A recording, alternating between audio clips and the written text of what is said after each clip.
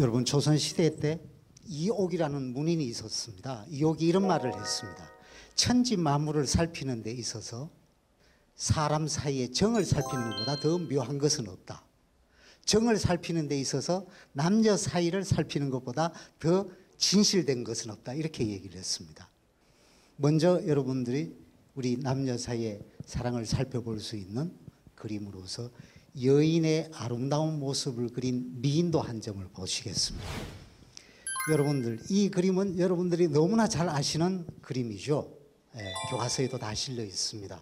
혜원 신윤복이 그린 미인도입니다.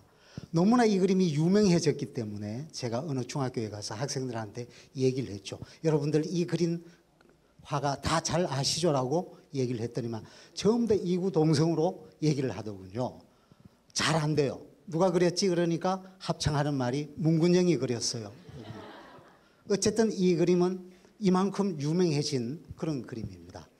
자, 이 모습을 보시면서 여러분들은 이 여인이 지금 옷을 입고 있는 장면인지 옷을 벗고 있는 장면인지 의심해 보신 적 있으세요?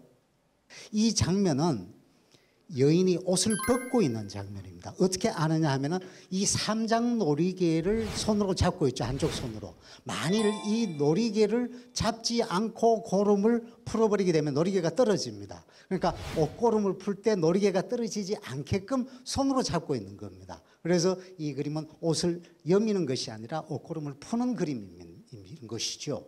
자, 우리 여기서 또 한 가지 의문을 우리가 가져볼 수 있겠는데요. 이 여인이 만일 옷을 벗고 있다면 그 앞에 사람이 있을 것이냐.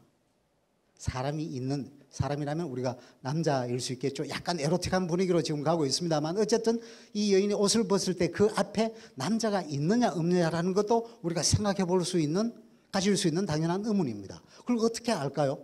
자, 이 그림 속에는 혜원 신윤복이가 그림 속에 글씨를 써 놓았습니다. 제가 읽어보도록 하겠습니다. 반박 흉중의 만화춘 필당 능여 물전신이라. 해석하면 이렇습니다. 가슴 속에 서리고 넘쳐 흐르는 만 가지 춘정, 붓끝으로 능히 이 사람의 마음을 잘 또 전하였네. 이런 얘기입니다.